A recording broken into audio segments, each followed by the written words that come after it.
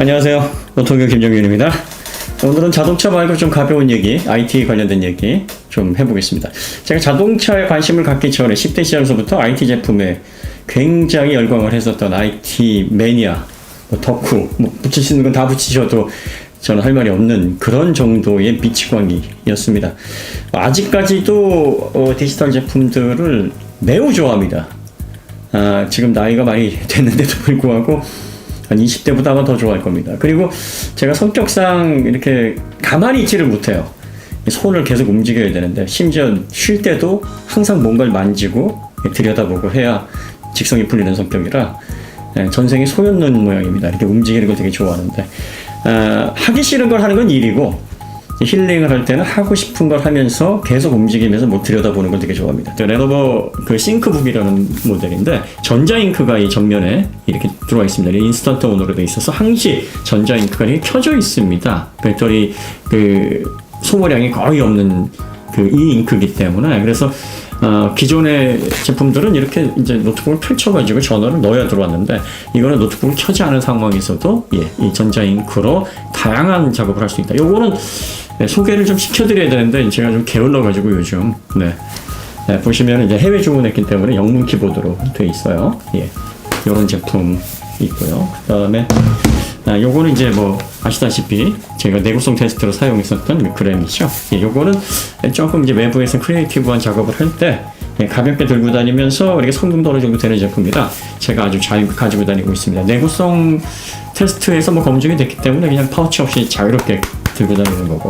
그 다음에 이제 얼마 전에 갤럭시북 S 리뷰를 하면서 이 제품 좀 주목하세요. 굉장히 앞으로의 방향성에서 큰 역할을 하게 될 제품입니다. 라고 말씀을 드린 바 있었는데 작년 처음 나왔을 때는 인텔 프로세서를 탑재를 하지 않고 퀄컴의 ARM 프로세서 기반인 8CX 프로세서를 탑재를 했어요. 그러다 보니까 이게 윈도우 기반에서 호환성 문제가 있었던 겁니다. 아무래도 이제 프로세서의 설계 방식 자체가 다르다 보니까 이거를 프로그램을 개발하는 그 개발자들이 이 ARM 프로세서에 맞게 윈도우 호환 프로그램들을 변경을 해줘야 되는데 아직까지 판매가 많이 돼 있거나 보급화가 되지 않는 이 프로세서를 위해서 프로그램에 최적화를 한다는 건 어려운 일이죠. 그래서 호환성 문제 때문에 제품의 컨셉은 참 좋으나 이거 호환성이 좀 해결이 되면 그때 가서 아마 이 제품은 상당히 좀 위력을 발휘하지 않을까 싶습니다. 라는 거기까지 말씀을 드렸는데 드디어 인텔 프로세서가 탑재된 모델이 나왔습니다. C를 한번 제거해 보겠습니다. 모든 IT 덕후들이 가장 좋아하는 이 C 뜯기. C이 여기에도 붙어 있고요. 여기에도 붙어 있고 두 군데 붙어 있네요. 보면 신품이라는 걸 확인할 수 있도록 이렇게 두 군데다가 C를 붙여놨습니다.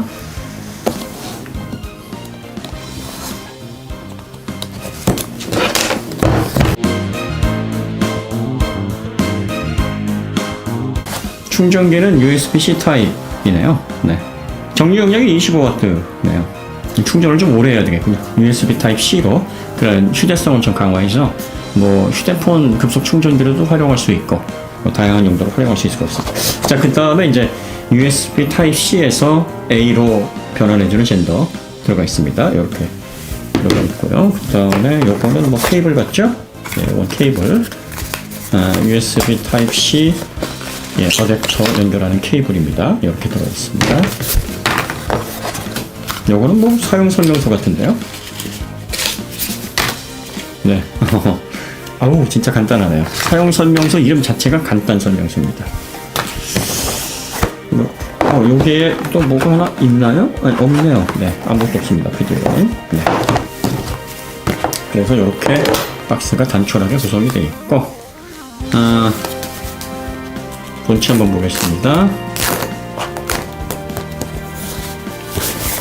저는 골드 컬러로 구입을 했어요. 골드 컬러가 좀 예쁜 것 같아가지고 안에는 또 그레이입니다. 여기 밑판도 그렇고 안에는 그레이. 여기도 살짝 골드 톤이 돌긴 하는데 그레이 톤에 살짝 골드 빛깔이 도는. 자, 이 제품의 특징이라 그러면은요, 여기 USB Type-C, 여기도 C, Type-A, 이더넷 단자 이런 거 없습니다. 그 다음에 여기 보시면은요, 마이크로 SD 메모리 슬롯 요거 하나가 딱 들어가 있어요. 그리고 요게 이제 원래 유심 들어가는데 LTE 모델이 따로 나옵니다. 그런데 저는 LTE 모델을 사지 않고 와이파이 모델을 구입을 했습니다. 왜냐하면 여러분들 그 휴대폰 쓰실 때 보면은 이 LTE 모듈이 전력 소모를 참 많이 합니다. 그래서 그 안 쓰시는 휴대폰들 와이파이로 연결한 상태에서 충전해 놓으면 한 이틀 후에도 보면은 배터리 레벨이 많이 안 내려가죠. 이게 왜 그러냐면 LTE 모뎀에서 잡아먹는 전력 소모량이 엄청나거든요. 이게 항상 이게 켜져서 동작을 하면서 또 사용할 때 뭐 배터리 광탈시키는 주요 원인입니다.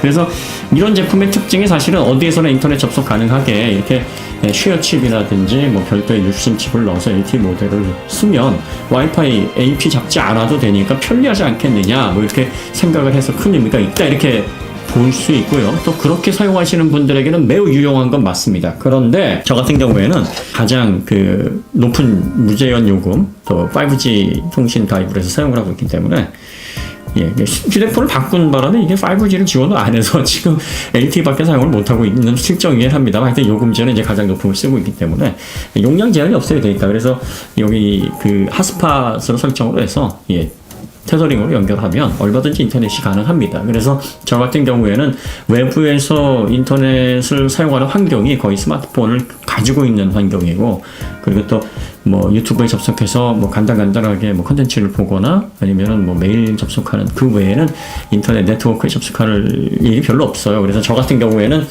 이게 배터리 사용 그 시간을 좀 더 늘릴 수 있고 가격도 좀 더 저렴한 와이파이 모델만 구입을 했습니다. 여러분들이 용도를 좀 잘 알고 구입을 하시면 좋을 것 같아요. 무조건 LTE 모듈이 들어가 있으니까 여기에 별도 유심 들어가서 이것도 자체적으로 인터넷 되니까 좋겠구나.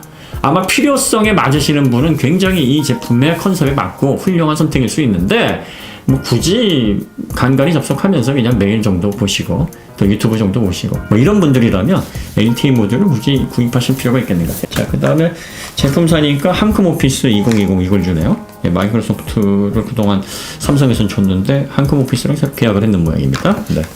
요 키. 요즘은 뭐 예전에 CD랑 같이 오는 요즘은 이제 제품 키가 들어가죠. 자, 그 다음에 요거는 이제 파우치네요. 네. 파우치가 요렇게. 안쪽은 가죽은 아니고 우레탄 같아요. 그 다음에 여기는 데님 소재로 이렇게 해서 캐주얼하게 디자인이 되어 있습니다. 여기 보시면은 이렇게 끼우는 단이 있어요. 그래서 이렇게 딱 집어넣고 이렇게 가지고 다녀라. 아니 근데 여기 남는 공간이 이렇게 많아가지고 노트북은 작은데 실제로 이렇게 파우치는 좀 크네요. 14인치 노트북보다 더 큰 사이즈네요.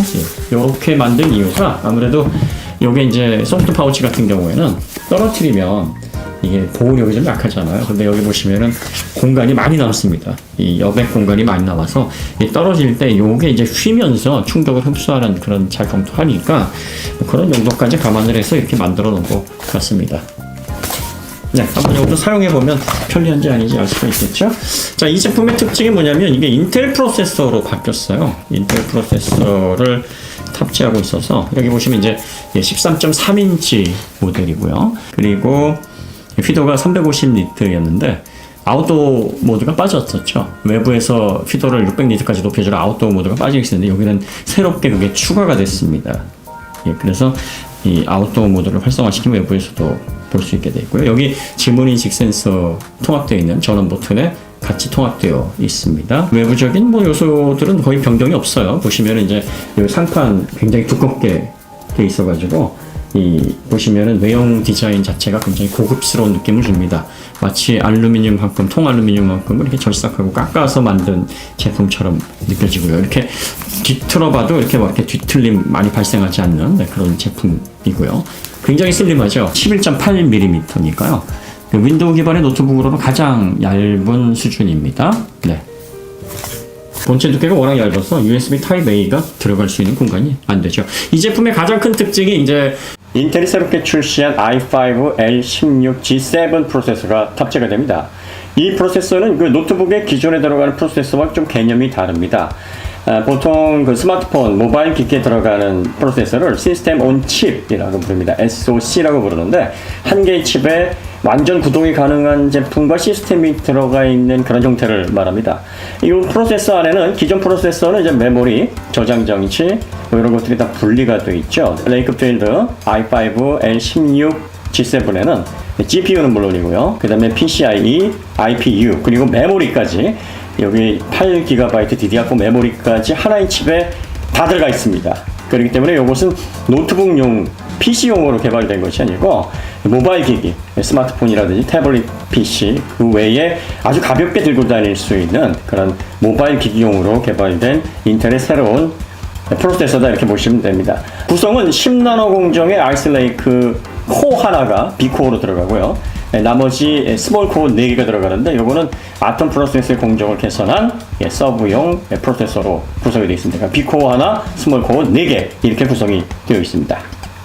B코어가 평상시에는 1.4GHz로 동작을 하다가 터보 부스트 모드에서 3.0으로 동작을 합니다. 그리고 그 외에 멀티태스킹 때 필요한 리소스들은 스몰 코어들이 조력을 해주는 그런 구조의 신개념 프로세서입니다.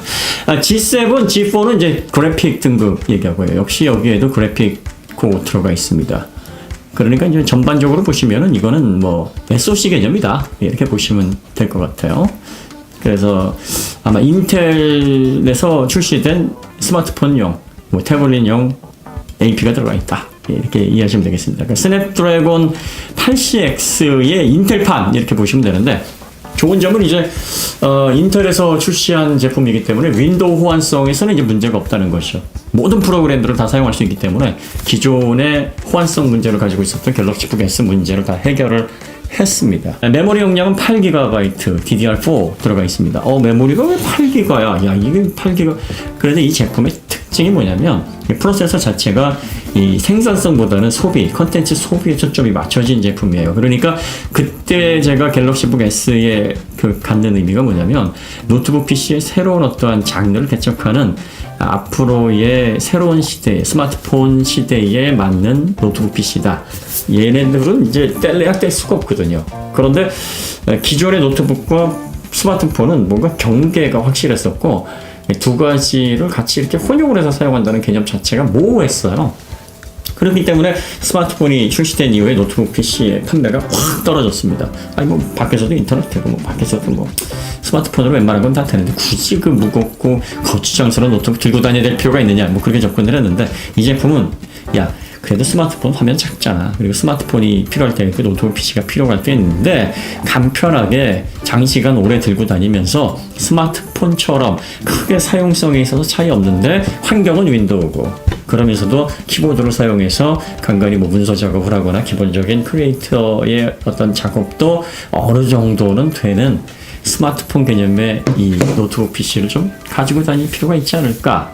그리고 이 윈도우 진영의 사용자들이 항상 아쉬웠던 게 뭐냐면 야 이게 윈도우 제품 가운데서는 맥북 에어라든지 그 맥북 프로 13 같은 정말 좀 때깔 좋고 어디 가든지 폼나는 노트북이 없냐 이런 거 좀 아쉬워했거든요. 그런데 사실 애플은 사용자가 계속 이렇게 그 제품을 손에 익었던 분들은 사용하실 때 정말 좋은데 윈도우 제품 사용하시다가 갑자기 맥북으로 넘어가게 되면 생소한 OS 때문에 마치 외국에 와 있는 듯한 느낌이라 그럴까요? 네, 그런 느낌 때문에 좀 어리둥절하거든요. 그래서 불편합니다. 그러다 보니까 윈도우 제품 가운데서는 나 복잡한 작업 안 하고 그냥 컨텐츠 많이 소비하고 좀 가볍게 들고 다니면서 이렇게 어디나 꺼내도 제품 참 괜찮은데 이런 제품 들고 다니면 좀 샤프하다는 느낌 이거 뭐 착각일 수 있는데 그런 이미지도 주거든요 사실. 그래서 그런 이미지까지 전달해 주면서 가격도 좀 100만원 초반대 한 150만원 넘지 않으면 좋겠고 뭐 100만원 정도면 딱 좋고 뭐 그런 느낌의 제품이 없을까 했는데 이게 딱 나왔습니다. 그리고 USB Type-A라든지 뭐 그 외에 호환 포트들은 싹 없애고 무선으로 뭐 기본적으로 다 활용하되 USB Type-C 2개 딱 마련해 놓고 여기에서 이제 뭐 필요한 외부 장치들 연결해 그리고 웬만하면 무선 써 뭐 이런 개념의 제품이거든요. 내부 구조에서 특이한 부분만 몇 가지 설명을 드리겠습니다. 이게 저전력 프로세서입니다. TDP 7W 저전력 프로세서이기 때문에 쿨링팬은 없습니다. 대신에 냉각판이 저전력 프로세서인데도 기존의 U 프로세서, 그러니까 인텔 저전력 프로세서 TDP 15W의 절반밖에 안 되는데도 방열판이 굉장히 넓고요. 이 안에 히트 파이프가 2개나 있습니다. 그래서 이 열을 확산시켜서 제어하는 방식으로 구성이 되어 있습니다. 자, 그 다음에 이 프로세서입니다. i5 L16G7 프로세서인데, 여기 보시면은 그 절연 테이프로 완전히 밀봉이 되어 있어요. 이거 벗겨내려면은 제거를 해야 되는 거기 때문에, 이렇게 되면 이제 이 절연 기능까지 포기를 해야 돼서 요거는 좀 벗겨내기 좀 부담스러울 것 같습니다. 요게 이제 새로 만들어낸 이 모바일 기기용 인텔 SoC 개념의 i5 L16G7 프로세서입니다. TDP는 7W에 불과합니다. 특이한 게 이제 이 스피커를 보시면은요, 이 스피커가 모듈이 굉장히 큽니다. 그래서 보시면은 스펙에 1.2W가 4개가 달려있다고 그러는데, 이렇게 보면 양쪽에 2개밖에 없어요. 그래서 어떻게 된 건가 이렇게 봤더니, 요 모듈이 1.2W, 2.2W 2개가 이렇게 나란히 배치가 되어 있습니다. 그래서 총 4.8W. 그러니까 이게 이제 콘텐츠 소비용으로 굉장히 최적화된 그런 기기라는 것을 보여주는 대목이죠. 스피커 성능 굉장히 우수합니다. 네. 그 다음에 여기 안에 보시면은 이제 마그네슘 화품으로 굉장히 강하게 되어 있고요. 네. 또 재미있는 게 뭐냐면, 이 체결 나사들이 보면 기존의 그 노트북용 나사가 아닙니다. 노트북용 나사는 보통 요런 나사들 쓰이거든요. 근데 비교해 보시면 굉장히 작죠. 이게 스마트폰, 모바일 기기에 사용되는 나사입니다. 그러니까 스마트폰의 설계가 이게 뭐 AP, 또 그 다음에 스토리지, 뭐 이런 것만 적용이 된 게 아니라 이런 부분까지도 스마트폰에 공법 그대로 적용된 모델이라는 점이 상당히 좀 독특하고요. 배터리는 이렇게 되어 있습니다. 배터리 하나, 둘, 셋, 넷, 2개 직렬로 해서 병렬로 연결이 되어 있고요. 42W입니다. 그러니까 1시간 동안 42W를 사용할 수 있는 용량이 들어가 있네요. 네.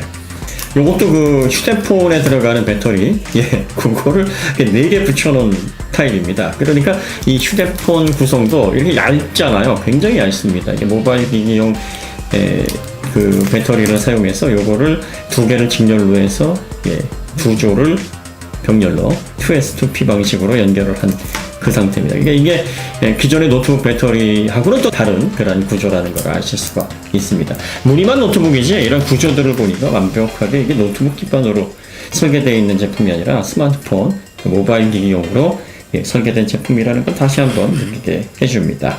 기본적으로 스마트폰용, 뭐 태블릿용, 모바일 기기 SoC 개념인데, 일상적인 영역에서 뭐 좀 간단하게 사용할 수 있는 생산 위주의 환경에서도 뭐 그렇게 아쉬움은 없는 정도라고 보시면 되고요. 물론 뭐 비즈니스용으로 또 어떤 뭐 포토샵이라든지 뭐 영상 편집 뭐 이런 전문적인 용도로 사용할 만한 제품은 아닙니다.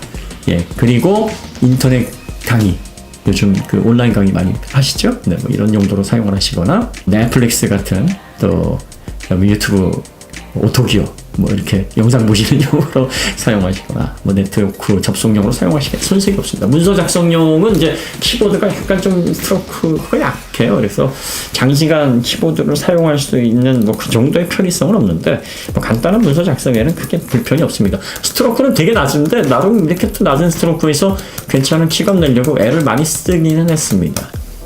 가격은 좀 비싸요. 가격은 이게 120만 원대에서 50만 원대 실구매 가격으로, 출시 가격은 150만 원에서 170만 원 이렇게 정해져 있는데, 지금 이 제품 같은 경우에는 가장 낮은 스펙의 제품을 제가 구입을 했습니다. 스토리지 구성은 256GB하고 512GB 두 가지로 나옵니다.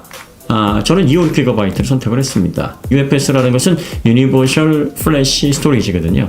앞으로 이 SD 메모리, 현재 뭐 마이크로 SD를 많이 쓰는데 그 SD 메모리의 다음 규격이라고 보시면 됩니다. 그래서 mSATA 3 정도, 그 정도 SSD 모듈 정도 속도 나옵니다. 읽기가 한 230메가 bps 나오고요. 그 다음에 쓰기는 한 절반 정도. 그 정도면은 뭐 휴대 인터넷 기기에서 뭐 크게 사용하는데 불편이 없습니다. 그러니까 스마트폰에 들어가는 그 저장 장치와 동일한 장치가 들어가 있다고 보시면 됩니다. 왜 256GB를 선택을 했냐면, 최근에 이렇게 스토리지에 많이 저장을 해서 사용하는 어떤 그 디사 소스보다는 스트리밍 서비스를 많이 이용하죠. 저는 특히 이제 넷플릭스라든지 뭐 멜론, 또 지니 뭐 이런 것들 통해서 디지털 소스들을 접하고 있기 때문에 뭐 스토리지 용량이 크게 필요가 없더라고요. 예전에는 스토리지 용량이 막 심해서 막 2TB, 뭐 3TB SSD 막 꾸겨 넣고 그랬었는데 사용하다 보니까 256GB로도 뭐 크게 저는 불편이 없는 것 같아요. 특히 이런 제품들은 이 디지털 그 소스를 소비하는 소비기기고 주로 이제 무선넷에 연결한 상태에서 스트리밍을 많이 이용하는 그런 기기이기 때문에 아마 512까지 뭐 크게 필요하지는 않지 않을까 저는 개인적으로 그렇게 보고 있는데 또 512GB하고 256GB하고 이 가격 차이가 그렇게 높지는 않습니다. 그래서 여러분들이 선택하실 때 뭐 난 넉넉한 게 좋아 하시면 512GB 선택하시면 되고요. LTE 모듈도 늘 상시 접속할 수 있는 인터넷 환경이 좋아. 근데 이 따로 유심 그 쉐어칩이라든지 뭐 전용 유심을 집어넣게 되더라도 데이터에 또 제한이 있지 않습니까? 그래서 스마트폰 무제한 요금 쓰시는 분이라면 그냥 뭐 테더링으로 연결해서 쓰시는 게 좋지 않을까? 뭐 그렇게 생각이 좀 들어서 저는 와이파이 모델의 256 선택을 했습니다. 이 제품 같은 경우에는 이제 영수증 보시면은 그 할인 쿠폰 뭐 이렇게 다 쓰고 그러면은 이제 요 와이파이로 256GB 용량의 이 갤럭시 북 S 인텔 프로세서 i5 L16G7 프로세서가 탑재되어 있는 이 모델이 실구매 가격이 117만원 정도입니다. 가격이 이건 뭐 비싼데? 이렇게 보실 수도 있어요. 그런데 지금 이런 스마트폰 같은 경우가 요게 이제 165만원 정도 하지 않았습니까? 지금도 뭐 가격이 많이 낮아지진 않은 상태죠. 이런 스마트폰하고 비교를 해보면 더 넓은 디스플레이에 또 이게 터치 디스플레이예요. 그래서 10포인트 터치 방식이기 때문에 터치의 편리함 그리고 뭐 키보드 사용성 또 이런 소재의 차별성 이 소재 외형 이 하우징에 굉장히 돈 많이 들이는 듯한 느낌이 듭니다. 이 리튬이온 배터리로 최대 17시간 사용이 가능하다고 하네요. 그러니까 TDP 7W밖에 안 되는 저전력 그 스마트폰 모바일 기기에 최적화된 SoC 개념의 프로세서이기 때문에 전력 소모량도 이게 많지가 않아서 굉장히 오래 사용할 수 있습니다. 외부에서 배터리 용량은 얼마 안 되는데 뭐 이제 제가 외부에 들고 다닐 때 용도에 맞게 이렇게 두 가지로 이렇게 들고 다닙니다. 좀 생산성이 필요한 영상 편집을 가능하거나 아니면 뭐 좀 하드한 작업이 필요한 환경에서는 이 그램 14 2020 그램 14 이걸 가지고 다니고요. 또 인터넷에 가끔 이렇게 접속하면서 뭐 디지털 콘텐츠 보는 가벼운 정도의 매출이라고 해서 이 제품을 들고 다닙니다. 그래서 기존에 이제 호환성 문제를 가지고 있었던 이 스냅드래곤 80X 탑재된 모델, 이 모델 대신 이제 제가 요거를 들고 다닐 건데요.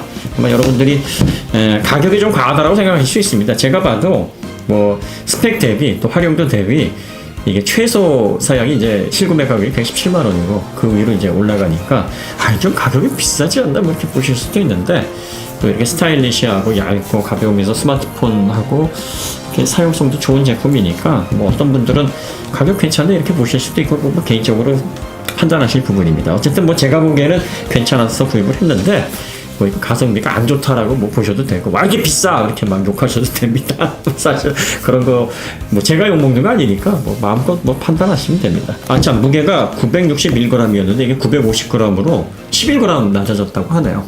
이렇게 소재 이렇게 두꺼운 소재 쓰고 무게를 최소한 줄인 제품들이 조금이라도 무게 줄이는 게 쉽지 않죠. 그래서 그런 부분에도 좀 신경을 써서 신제품 모델다운 티를 냈다. 뭐 평가는 알아서 하십시오. 그리고 뭐 저걸 왜 돈 주고 사? 뭐 이렇게 댓글 다셔도 되고요. 뭐 괜찮네. 뭐 이렇게 하셔도 되고. 그리고 저처럼 이렇게 간단한 걸 좋아하고 좀 폼나는 걸 좋아하시는 분이면 117만 원 정도 이거 절대로 비싼 거 사지 마세요. 제가 볼 때는 LTE 모델에 512 사실 필요 없습니다. 그거 사셔봤자 이 가장 낮은 스펙의 256의 와이파이 모델로도 이거 사용하시는데 아무런 무리 없을 겁니다. 저는 이 제품 이 최소 사양 많이 추천드립니다. 제조사는 512에다가 뭐 LTE까지 넣은 거 사람들이 사면 좋겠다 이렇게 생각을 하겠지만 117만 원이 이 제품에는 맞는 가격이 아닐까 싶습니다. 개인적으로 그렇게 생각을 합니다. 자, 그럼 더 좋은 콘텐츠로 다시 찾아뵙겠습니다. 감사합니다.